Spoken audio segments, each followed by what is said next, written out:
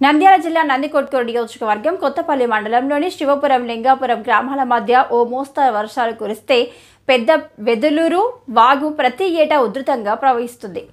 ఈ వాగు ఉప్పొంగితే సుమారు 10 గ్రామాల ప్రజలు మండల కేంద్రం కొత్తపల్లికి గాని లో లేదా పాటు ఆత్మకూరు పట్టణానికి చేరుకోవాలంటే రాకపోకలు ఆగిపోతాయి.